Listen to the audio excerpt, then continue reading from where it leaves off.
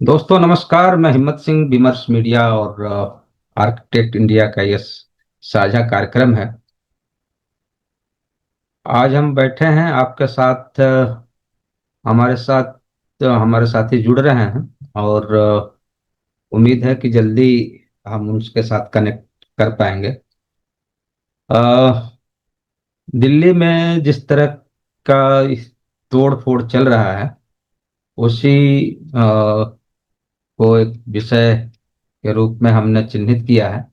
हमारे साथ जिनको शामिल होना है, एस ए आजाद साहब हैं, वो हमारे साथ जुड़ गए हैं। तो आजाद साहब से दरखास्त है कि वो अपना वीडियो और ऑडियो दोनों ऑन कर लें। अ, ओके। अभी मेरा चेहरा दिख गया आपको? जी जी जी, बहुत शानदार। और ये चूंकि दिल्ली में और दो युद्ध लड़े जा रहे थे। एक जी। और ऑपरेशन सिंदूर के नाम पे अ, पूरा एक माहौल बनाया और गया बनाया था गया। और लगातार बमबारी और तमाम चीजें हुई।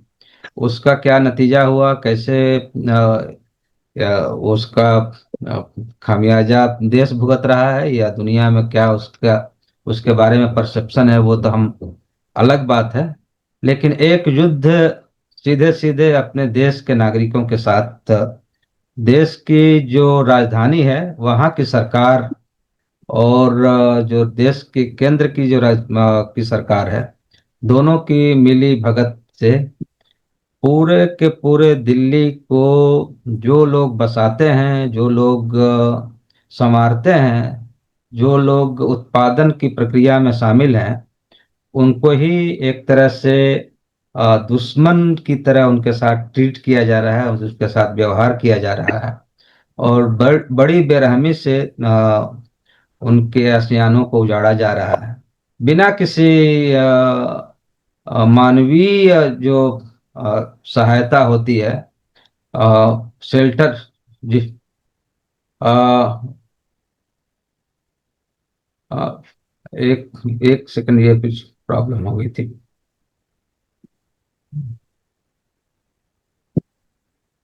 एक मिनट, थोड़ी सी दिक्कत हो गई थी। तो इसी विषय पे हम बातचीत करने के लिए हमारे साथ आजाद जी हैं।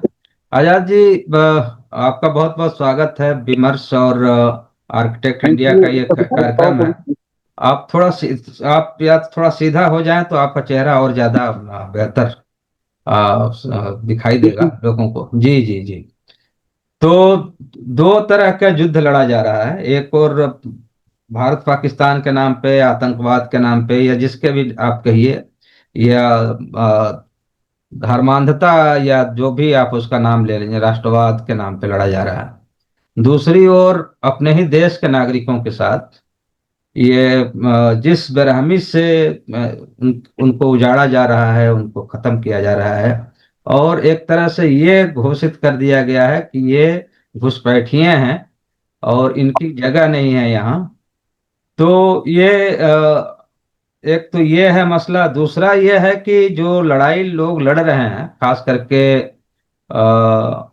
इस आवास के अधिकार को या मजदूरों के अधिकार को के लिए, इसके बीच में क्या कंट्रडिक्शन है और सरकार का मकसद क्या है इतनी बड़े ड्राइव करने का। आपको शायद याद हो कि मदन लाल खुराना की सरकार थी, तो उस जी। जमाने में भी बहुत बुरी तरह से मैंने हजारों की संख्या में जो झुग्गी क्लस्टर्स थे या मजदूरों की बस्तियां थी, वहां उजाड़ी गई थी। उसके बाद अभी पिछले 8 7 8 सालों में, या कॉमनवेल्थ के नाम पे जो पूरा एक ड्राइव चला, जिसमें भी करीब करीब 700 800 क्लस्टर्स को उजाड़ा गया। और अब क्या मामला है कि इस चिलचिलाती गर्मी में लाखों लोगों को बेघर कर दिया गया, जैसे लगता है कि ये देश के नागरिक नहीं है, और उसमें कोर्ट भी शामिल है। तो इसके पीछे, इस तरह के ड्राइव करने के पीछे सरकार की मंशा क्या है, और वो क्या देश के नागरिकों को नागरिक समझती है कि नहीं समझती है? यदि समझती, तो उनके लिए कोई वैकल्पिक व्यवस्था करती, इस पे थोड़ा सा आप फोकस करें। थैंक यू, और सभी श्रोताओं को भी थैंक यू, धन्यवाद। अ, देखिए, मैं 2-3 मुद्दों पर बात को केंद्रित करूँगा कि अगर आप पिछले 50 साल में देखेंगे तो एक चीज़ हुई है अ, कि लोगों को उनके काम का जो अधिकार था, वो अधिकार नहीं रहा। जैसे दिल्ली में देखेंगे हम कि दिल्ली में मुख्य कामदाता सरकार है, और उसका काम बहुत सारी छोटी-बड़ी कंपनियाँ करती हैं। इस अब क्वेश्चन ये आता है, क्या ये काम पहले सरकार खुद करती थी या पहले भी ठेकेदार करते थे? हम्म। पीडब्ल्यूडी या ड्यूसूप या सफाई कर्मचारी या सड़क बनाने वाले लोग या जितने भी सरकारी काम है, सरकार के ही अभी भी कुछ बेलदार हैं जो पीडब्ल्यूडी में हैं, परमानेंट, वो रिटायर होने वाले। एक भी आदमी अब परमानेंट भर्ती नहीं हो रहा है। अब उनको सबको दिहाड़ी पे, ठेके पे रखा जाता है, और या जी। दूसरी कंपनी को ठेके पे दिया जाता है। मैं ये कहना चाहता हूँ, ये कह करके कि जो काम फॉर एग्जाम्पल, मतलब मैं सभी डिपार्टमेंटों की बात कर रहा हूँ, ये पीडब्ल्यूडी हम्म। सफाई कर्मचारी हैं, जल हम्म। बोर्ड है, ड्यूसुप है, एमसीडी के सड़क बनाने वाला है, सभी जगह प्राइवेटाइजेशन कर दिया गया। अब क्वेश्चन ये है कि आपने, उदाहरण के तौर पे, जो सफाई कर्मचारी पक्के हैं उनकी सैलरी होती है 80,000 के आसपास, और जो ठेके पे रखते हैं, डेली वेज पे रखते हैं, उनकी 6, 7, 8, 10 हजार, 15 हजार तक जाती है। और जिसको परमानेंट रखते हैं उसको घर देना है सरकार को, किराए पे नहीं रखना है, या किराया देना या घर देना, दोनों में से एक करना है। दिल्ली जैसे शहर में 20-25 हजार रुपए किराया सरकार देती है। अब एक तो आपने उनको परमानेंट नहीं रखा, एक तो नुकसान ये कर दिया, क्योंकि परमानेंट करेंगे तो 80-90 हजार रुपए सैलरी देनी पड़ेगी। हम्म। फिर आपने घर नहीं दिया उनको, क्योंकि 8, 10, 12 हजार रुपए दिए हैं, उसमें खाएगा या बच्चों को पढ़ाएगा? कुछ भी नहीं जी। कर पाता है इंसान। हम्म। तीसरा, अगर आपने, क्योंकि ये ध्यान रहे कि दिल्ली में मुख्य कामदाता दिल्ली सरकार, सेंट्रल गवर्नमेंट या एमसीडी या डीडीए सरकार है। हम्म। अब ये लोग क्या, ये जो झुग्गियों में रहते हैं, ये अपने शौक में रहते हैं, इनको अच्छा लगता है लोगों को झुग्गियों में रहना? अच्छा जी। नहीं लगता, क्योंकि आपने लोगों को पिछले 50 सालों में परमानेंट रखना बंद कर दिया, सैलरी देना बंद कर दिया। अब 6, 7, 8 हजार या 15 हजार तक में क्या कोई कैसे घर बनाएगा, कैसे रहेगा? काम आपका हम्म। करता है, सरकार का करता है। वो सरकार का काम करके झुग्गियों में ही रहेगा ना, नाले में रहेगा, कहीं इधर उधर बाजू में कहीं रहेगा। गलती किसकी है? सरकार की है। पहला, काम के पैसे नहीं दिए, अगर वो वहां बस गया तो फिर संविधान और यूएन की यूएन की जो प्रक्रिया है उसमें 40 गज गाइडलाइंस। Guideline guidelines. कि 40 गज का एक घर देना है सरकार को, किसी को भी। मतलब आप पहले आपने काम के हिसाब से नहीं दिया। दूसरा, हमारा संविधान राइट टू शेल्टर और राइट टू लाइफ कहता है, आप उसको उजाड़ देते। और फिर तो अगर यही प्रक्रिया आपने लोगों पर, उनको काम पे नहीं रखा है, सफाई कर्मचारी का काम है या बेलदार का काम है या स्कूल में पढ़ाने का काम है, स्कूल की सफाई का काम है, या कोई भी काम है, उसके पैसे नहीं दे रहे हैं जो उसके बनते हैं एज पर नियम। वो जो नियम जज पे लगता है, जो डीसी पे लगता है, जो डीएम पे लगता है, जो मुख्यमंत्री पे लगता है, जो चीफ सेक्रेटरी पे लगता है, वही नियम सब पे लगता है। जी। तो फिर तो इन सबको, जजेज को भी, सुप्रीम कोर्ट के जजेज को, मुख्यमंत्री को, और बाकी जो मंत्री संतरी हैं उनको भी ठेके पे रख लेंगे ना। हम्म। उनको भी 4-4 हजार रुपये सैलरी देंगे। जी। इन सब लोगों की सैलरी आप 10 गुना कम कर दीजिए। जो पटर पटर करते हैं, जज हो या, कोई भी जो तो प्रशासनिक अधिकारी है। हाँ, उनकी जी। 10 गुना सैलरी कम कर दीजिए। हम्म। उनके कल उनके घर में से क्या-क्या सामान कल निकलेगा, ये हम्म। पता चल जाएगा। तो इसका सीधा संबंध सैलरी से है लोगों की, जो वेज नियम बना रहे हैं उससे है, क्योंकि वेज की जो कैलकुलेशन है वो अलग है। उसमें हम्म। 2300 कैलोरी 3 लोगों के लिए है। सैलरी की कैलकुलेशन 5 लोग प्लस एजुकेशन, हेल्थ, शेल्टर और 5 लोगों का है। अपने प्रक्रिया बदल करके कुछ और प्रक्रिया कर रहे हैं और फिर कह रहे हैं ये तो इलीगल है। अरे भाई, काम तो आपका करते हैं, जिसका काम करेगा उसको घर देना है ना। हम्म। आप इसीलिए सरकार चला रहे हैं क्योंकि लोग काम कर रहे हैं सस्ते में आपका। जी। तो फिर इनके ऊपर भी सेम नियम लागू कर दीजिए, जज उज की और मंत्री संतरी, मुख्यमंत्री की, सब चीफ सेक्रेटरी तक की सैलरी 10 गुना कम कर दीजिए, अकल हाँ ठिकाना। सब। जी जी जी। तो दूसरा है फिर कि जो संवैधानिक अधिकार है हमारे, वो संवैधानिक अधिकार भी हमें नहीं दी जा रहे। हम्म। आप उदाहरण के तौर पे 76 में जितनी भी पुरी बनी हुई हैं, त्रिलोकपुरी, कल्याणपुरी, दक्षिणपुरी, हम्म। मायापुरी, जहां जहां भी पूरी है हाँ। वो मतलब। सड़क को रिहैब किया था सरकारों ने। हम्म। 25 से 30 गज का जो घर दे करके लोगों को 76 में बसाया था, क्या वो प्रक्रिया आज नहीं कर सकती सरकार? क्योंकि संविधान वो ही है, हम्म। सब कुछ वो ही है, क्यों उजाड़ रही है? हम्म। क्योंकि लोगों को पहले नौकरी से वंचित किया, अब ऑटो मोड में ज्यादातर चीजें।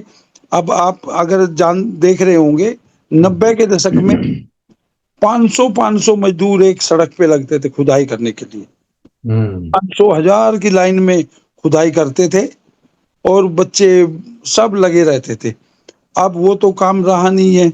एक जेसीबी मशीन आती है, 500 हजार लोगों का काम खत्म करके चली जाती है। पैसा तो बराबर खर्च हो रहा है, उतना ही जितना हम्म। लोगों पे खर्च होता था, लेकिन ये पैसा एक दो लोगों की जेब में जा रहा है। मतलब अब इसके चलते क्या जरूरत रहेगी अब मजदूरों की? तो मजदूरों को हम्म। तो भगाओ, ताकि सरकारें अपना ऑटोमेटिक वे में काम करेंगी। उदाहरण के हम्म। तौर पर आप लोग भी, मैं भी हम्म। बैंकों में जाते थे, लाइन लगाते थे।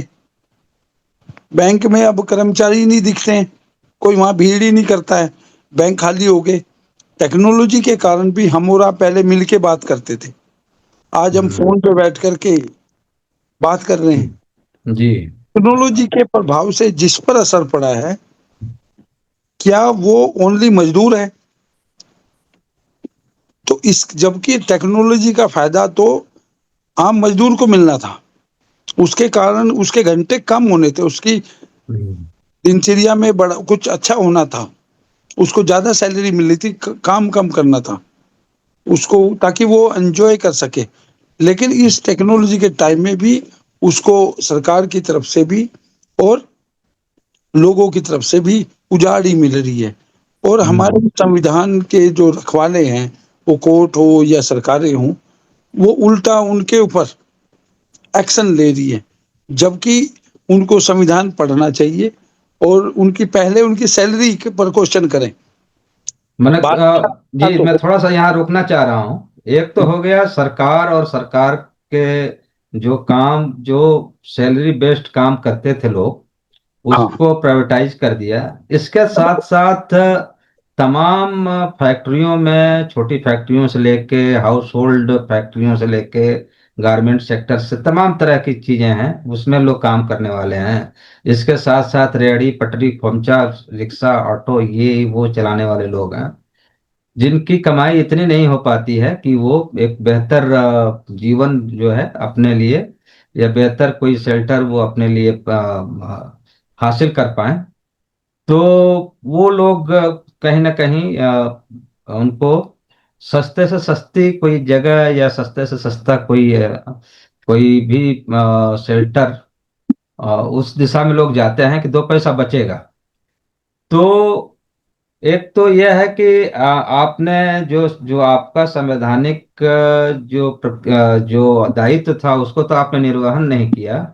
दूसरे जो अपने से किसी तरह से आजीविका चला रहे हैं आपके शहर में, आपके और वो चला क्या रहे हैं, वो आपकी सेवा में लगे हुए हैं, दिन रात सेवा में लगे हुए हैं। देश देश की राजधानी को चला रहे हैं, साफ कर रहे हैं, तमाम चीजें कर रहे हैं। तो उनके प्रति ये जो पूरा एक दुर्भावना है कि ये लोग बाहरी हैं, गंदे लोग हैं, ये सब इनकी वजह से सब शहर गंदा हो जाता है। तो ये मानसिकता कहाँ से आती है? और ये मानसिकता केवल सरकार के लोगों के ही नहीं, प्रशासनिक जो अधिकारी हैं, या इवन जो मिडिल क्लास, जो अच्छे थोड़ा सा बढ़िया कॉलोनी में रह रहा है, उनके अंदर भी ये दिखाई देती है। तो क्या ये, यदि ये लोग इनको उजाड़ दिया जाए, तब क्या ऑटोमेटिक मोड या ऑटो मोब या जो मोड जो भी आप कह रहे हैं, वो क्या वो चलाना संभव होगा? देखिए, मतलब हम इसको हम्म, सिर्फ घर के हिसाब से नहीं देख सकते। जी। कोई भी व्यक्ति काम करता है और उस काम के हिसाब से उसका पैसा मिलता है। हम्म। वो प्रधानमंत्री हो, मुख्यमंत्री हो, संतरी हो, जज हो, डीएम हो, चीफ सेक्रेटरी हो, चपरासी हो, कोई भी हो, हम्म। एक जगह तो हमने पैसा ठीक रखा है। जो गवर्नमेंट एम्प्लॉय है उनमें कोई प्रॉब्लम नहीं, ऑफिसर्स, हम्म। यानी कि उनको जो महंगाई भत्ता है वो भी मिल जाएगा, एमएलए एमपी को भी मिल जाएगा, हम्म। और जो बिजनेस वाले हैं वो भी अपना निकाल लेते हैं। जो 90% के आसपास जो पॉपुलेशन है, ये महंगाई की बढ़ी हुई चीजों को भी सहता है, और जो उसको सैलरी कम मिली है उसको भी सहता है। 10% एवरी ईयर महंगाई बढ़ जाती है, उसकी घर की भी बढ़ती है, बाहर की भी बढ़ती है, 10% उसकी सैलरी तो बढ़ी नहीं है। जी। अब इसके कारण वो कम खाएगा, वो कम पिएगा, वो अच्छा नहीं सो पाएगा, बिजली नहीं होगी, सुविधा नहीं होगी। तो मतलब पैसे से हम क्या खरीदते हैं? रिसोर्स खरीदते हैं ना, प्राकृतिक हम्म। संसाधन खरीदते हैं। वो पानी हो, वो कुछ भी हो, जी। जी। उन संसाधनों से हम अपना जीवन यापन बेटर हम्म। करने की कोशिश करते हैं। जिस जिस काम के लिए एक एक चीफ सेक्रेटरी को 2-3 लाख रुपए महीना मिलते हैं, उसी काम के लिए एक आदमी को 6,000 रुपए 7,000 रुपए मिलते हैं। तो वो कैसे सो पाएगा, कैसे वो बच्चे पढ़ा पाएगा, कैसे खा पाएगा? हम्म। तो इन चीजों का संबंध सीधे सीधे तौर पर, उदाहरण के तौर पर अगर हम पहले देखें, कुली होते थे। हम्म। अब जब से ये रूट पाए वाले, वो पाया लगा करके चलाते हैं, बैग आ गए, तो हम्म। कुलियों को कम ट्रॉली ट्रॉली ट्रॉली बैग, हाँ। कुली आ गई, ट्रॉली बैग। हम्म। और भी बहुत सारे काम है वो ऑटो मोड में आ गए। हम्म। तो अब क्वेश्चन तो ये होता है कि भाई, टेक्नोलॉजी से हम भी वेलकम टेक्नोलॉजी का, हम्म। बट इससे कितने परसेंट लोगों की जिंदगी पर फर्क पड़ा है? तो हम जी। देखेंगे 5 से 10% लोगों की जिंदगी, मतलब जिंदगी हम्म। जब मैं बोल रहा हूँ तो मैं हम्म। पैसे की बात कर रहा हूँ। भाई जी। जी। पैसा किसका बढ़ा है? तो कितना पता पैसा चला बढ़, एकदम पांच सही कहा। 5% लोगों को पैसा बढ़ा है, हम्म। बाकी लोगों को तो काम छूट गया। जो मैं बोल रहा था ना, उदाहरण के तौर पर हम्म। जेसीबी की जब मैं बात कर रहा था, हम्म। तो किसका पैसा बढ़ गया? जेसीबी ओनर का, और जिसने जेसीबी बनाई उसका पैसा बढ़ गया। बट जो ये 500 से 1,000 एक जेसीबी का काम करते थे, इनका तो काम छूट गया। जी। अब इनके लिए क्या अल्टरनेटिव काम बचा है? जबकि यहाँ सरकार को आकर के खड़ा होना था कि आओ, हम तुम्हारे ओवर्स कम करते हैं। क्यों 8 घंटे काम करना है भाई? 4 घंटे करो, 2 घंटे, आपको काम तो उतना ही देना है ना, हम्म। का ऑब्जेक्टिव। तो सरकार यहाँ आई नहीं है, हम्म। का काम भी कम हो गया, और हम्म। उनके लिए जो सुविधा, क्योंकि हम्म। आज की डेट में दिल्ली जैसे सिटी में जी। सरकार सबसे बड़ा कामदाता है। तो कहीं होती भी, जी, कहीं भी सरकार प्रमुख कामदाता होती एम्प्लॉयर एम्प्लॉयर होती है। जी। है। जी। हाँ, अब जिसका काम हम कर रहे हैं, उदाहरण के हम्म। तौर पर यहाँ हम एमपी बन बन के आते हैं, सबके लिए हम्म। घर बना रखे ना। क्यों जी। बनाया भैया आपने घर? आप जितने लोगों को परमानेंट नौकरी पे रखते हो, या तो हम्म। घर घर का किराया देते हो, या तो घर देते हम्म। हो, दोनों में से एक करते हो। जी।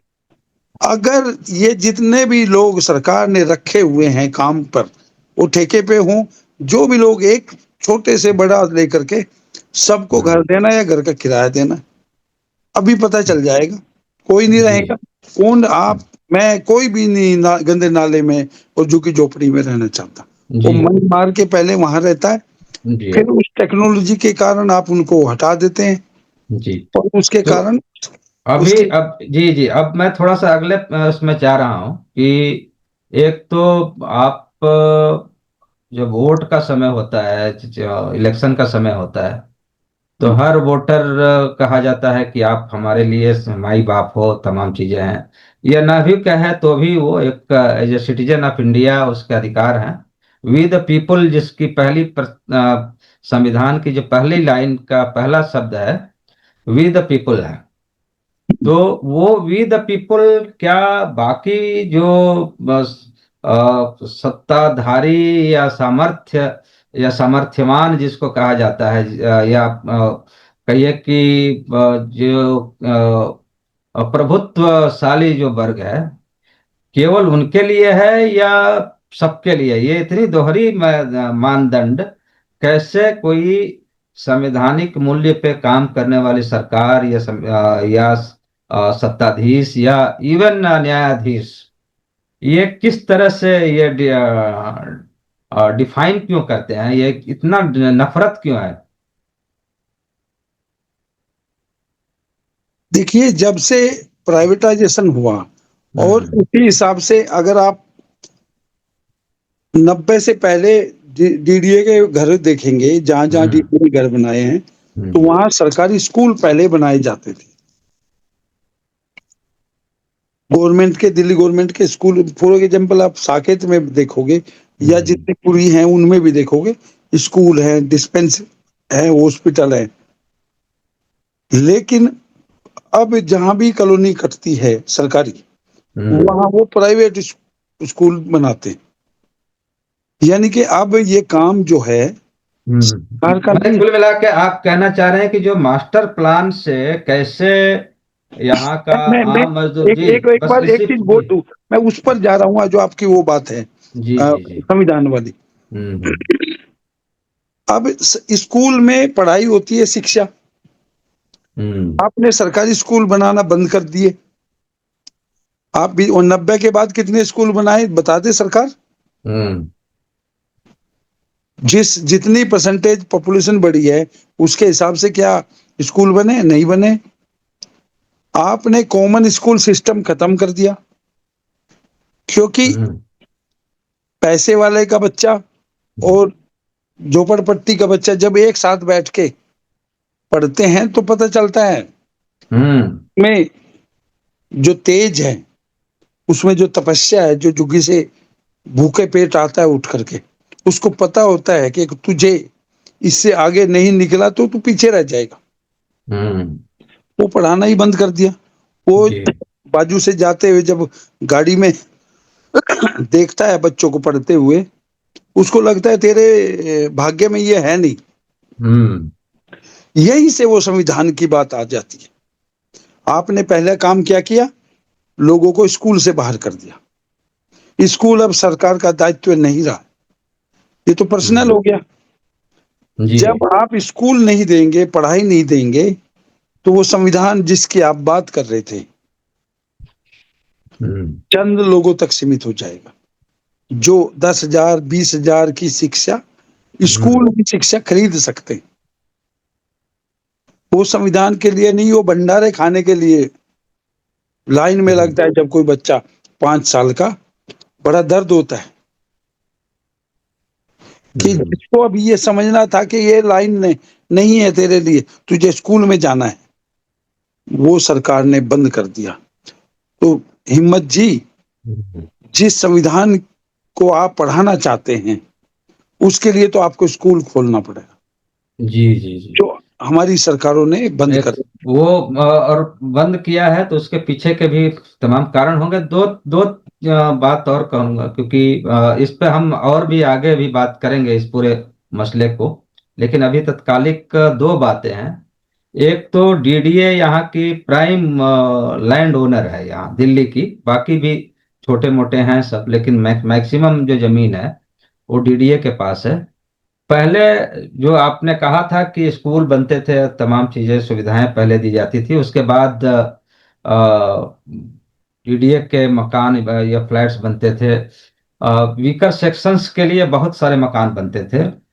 क्या इधर के जो मास्टर प्लान्स में से क्या बहुत सयास या बहुत जानबूझ के ये जो गरीबों के लिए, मजदूरों के लिए जो डीडीए के अच्छे मकान बनते थे।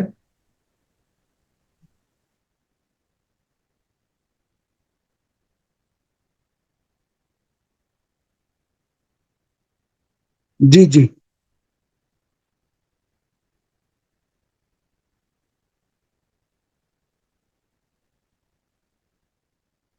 आपको आवाज आ रही है?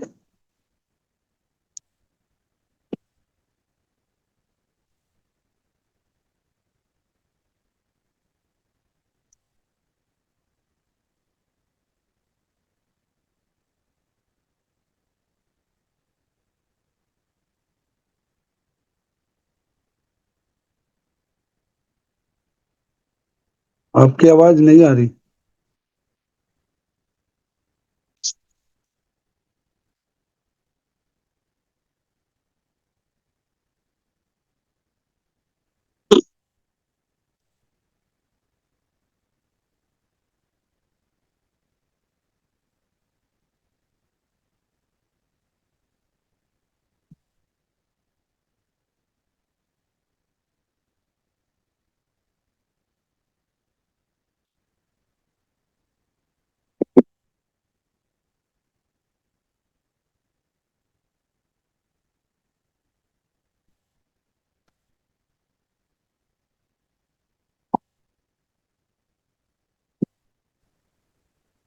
ये थोड़ी सी लाइट चली गई थी तो नेट की दिक्कत थी।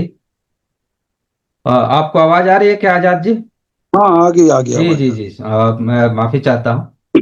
तो जो डीडीए या सरकार की योजना रहती थी कि हर जगह ईडब्ल्यूएस कॉलोनीज वगैरह बनते थे, जहाँ अधिकांश लोग जाके कोई ना कोई अ, उनको शेल्टर मिल जाता था बहुत कम दाम पे। बहुत अच्छी जगहों पे लोग रहते थे अपने ढंग से।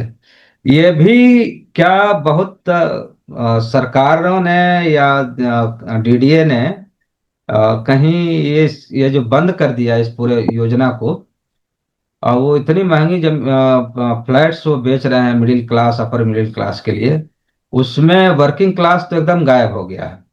तो कहीं ये वजह तो नहीं है कि लोग जहाँ भी छोटे मोटे अनऑथराइज जगह है या वहाँ जाके किसी तरह से शेल्टर लेते हैं, और जब जैसे ही वो अनऑथराइज जगह ठीक ठाक बड़ी प्रॉपर्टी में तब्दील हो जाती है, तो बड़े बड़े ठेकेदारों, बड़े बड़े बिल्डरों की नज़र वहाँ पड़ती है। और फिर वो फाइनली सरकार के कान भरे जाते हैं कि ये गंदगी है और ये हैं और ये हैं, इनकी वजह से इतनी इतनी बुराइयां हो रही हैं। तो कहीं ये वजह तो नहीं है? जी। अ, एक विचार का मर जाना सिर्फ हम्म विचार का मर जाना नहीं होता। हम्म जब 90 के दशक में समाजवाद हम्म कुछ जगह खत्म हुआ, तो वो सिर्फ वहां खत्म नहीं हुआ। उससे जो सुविधाएं जुड़ी थी, जो हमारे नेताओं की सोच थी, जो हम्म हमारा समाजवादी तंत्र था। आप पुराने हॉस्पिटलों में जाते होंगे, हम्म, सफदरजंग में जाएंगे, जो एडमिट हो जाएगा उसको खाना मिलेगा। जी आज की डेट में आप सोच के देख लीजिए, मतलब आपको दवाई भी देंगे, खाना भी देंगे। सर कौन देगा? सरकार थी। ये क्या था? ये वो ही तो था कि भाई जो कमजोर है उसको आगे बढ़ाना है। हम्म हमने उस सोच को, जो गांधी जी के थ्रू, नेहरू, शास्त्री जी, इंदिरा गांधी और आगे आई थी, हम्म उसको तो मार दिया, उसको खत्म कर दिया।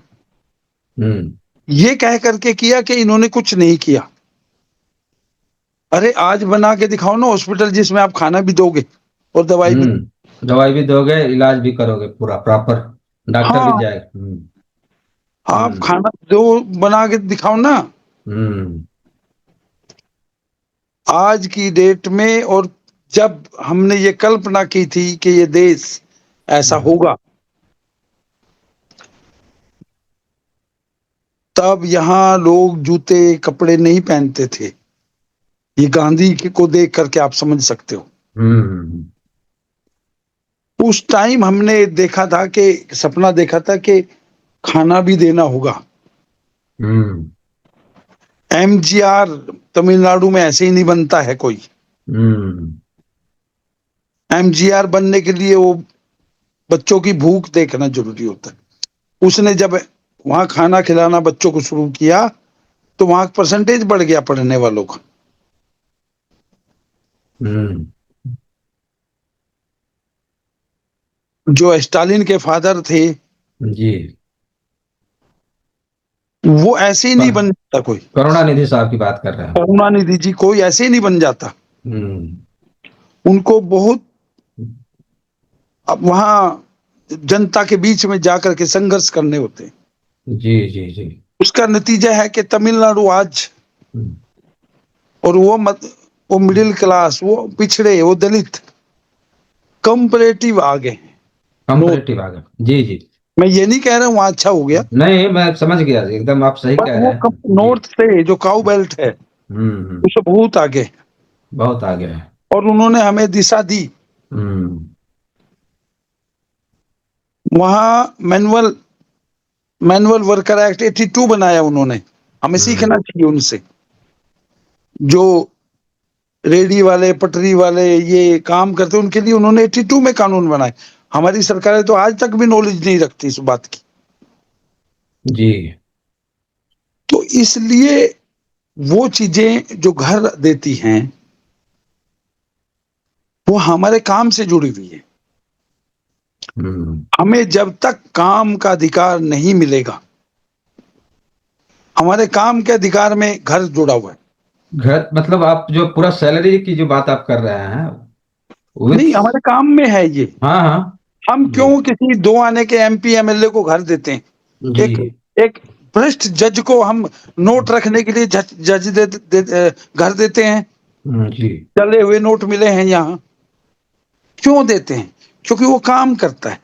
हम्म हमारे मजदूर जनता भी काम करती है। वो ही सेम प्रिंसिपल उन पे लगेगा जिससे घर आता है। जी। हम ऐसे लोगों को, जिनको नॉलेज नहीं है, जिनको पढ़ाई नहीं है, ऑटोक्रेटिक वे में पढ़ लेने से पढ़ाई नहीं होती है। हम्म किसी ने पैसा बनाना है, ये पढ़ाई है?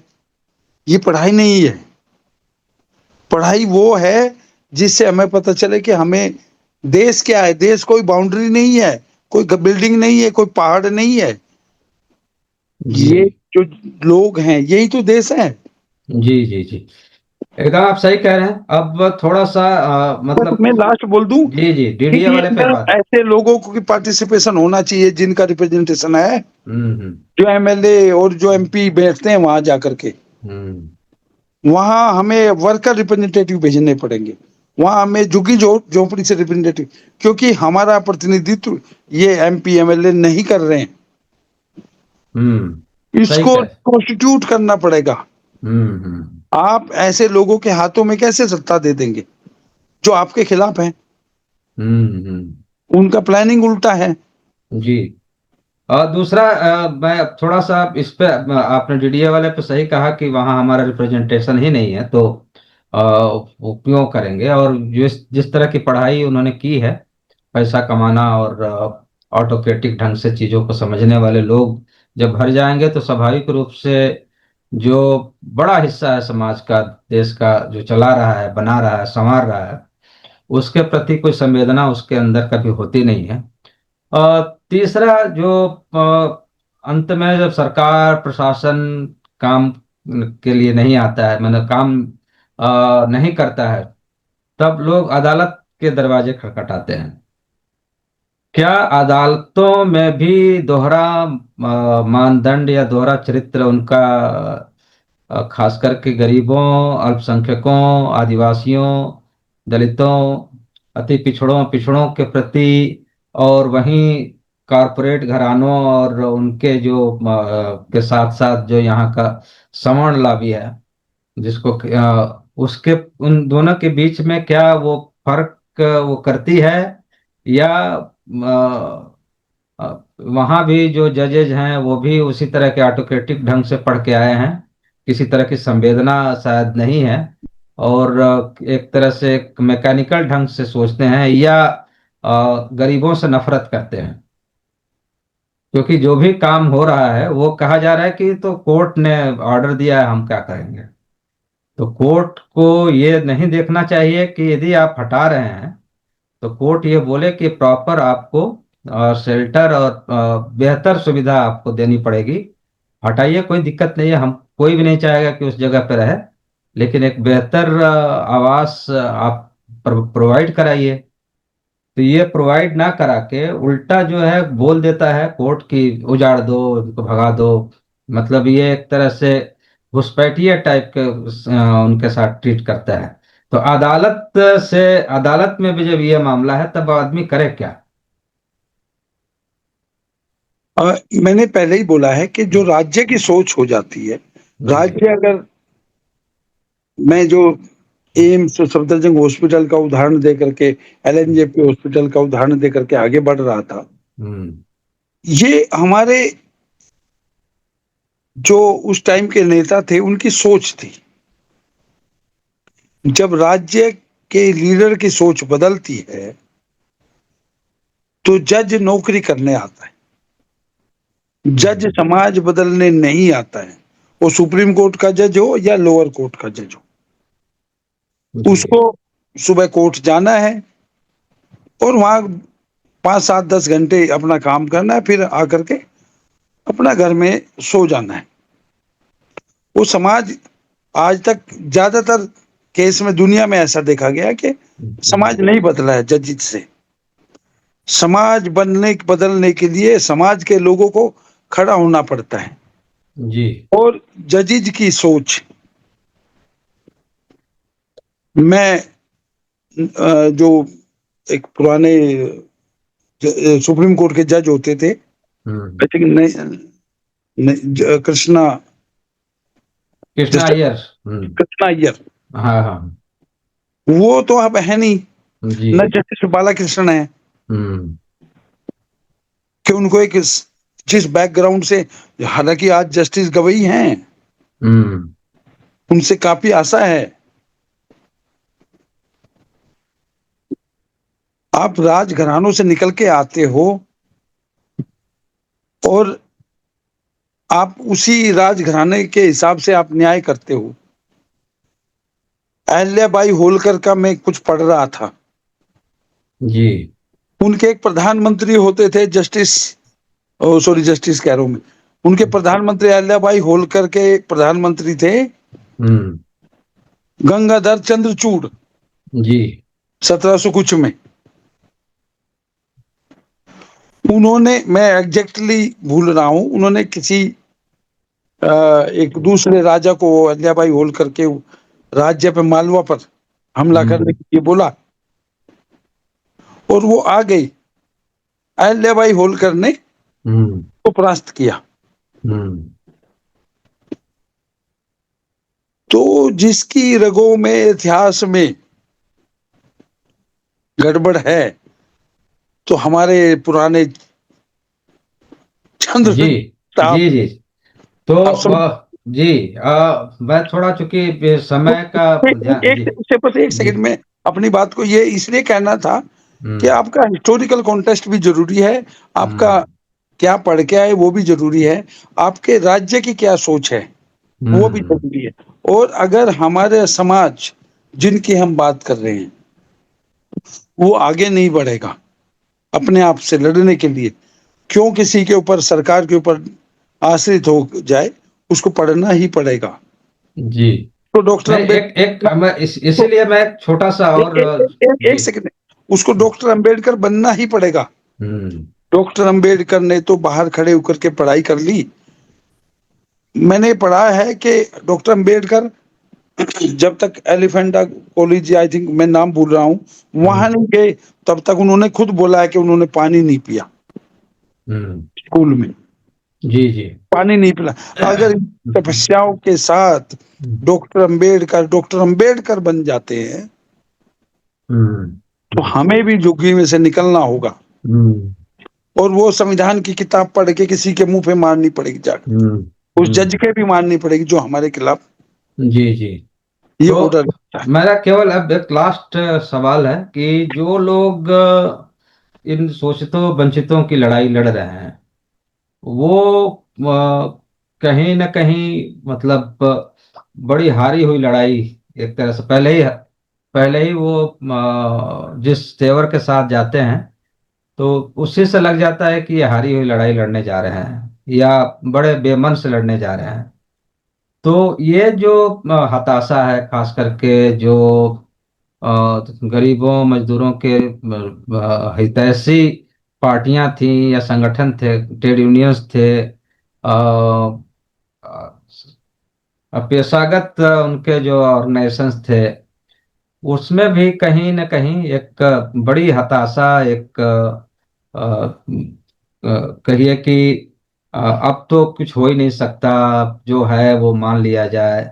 दूसरी ओर जो सरकार और जिस तरह की अभी सरकारी तंत्र है और उसका जो पूरा एक विचार है, वो हिंदू मुसलमान और पाकिस्तान और औरंगजेब और फलाना ठिकाना उसमें जो उलझा रखा है, क्या ये सब भी इसके प्रमुख कारण है कि एक बेहतर लड़ाई लड़ने के लिए जनता यदि आगे बढ़े तो कहीं ये पैर पकड़ पकड़ के खींच लेते हैं।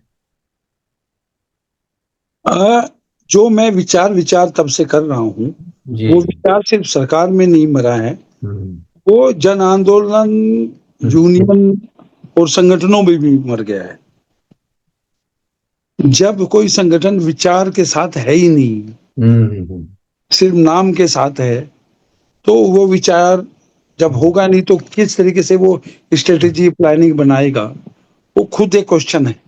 हम्म, उदाहरण मैं आपको देता हूँ, एक ऐसी लड़ाई जो अब से पहले लड़ी नहीं गई थी, ऑक्यूपेशनल हेल्थ एंड सेफ्टी की, हम्म, मैं सिलिकोसिस की बात कर रहा हूँ। जी जी जी। इसी दौर में हमने वो जीती है, और हम्म, बड़े अच्छे से जीती है। बड़े इसी सरकार से हमने पैसा दिलवाया है, लोगों को सम्मान के साथ दिलवाया है।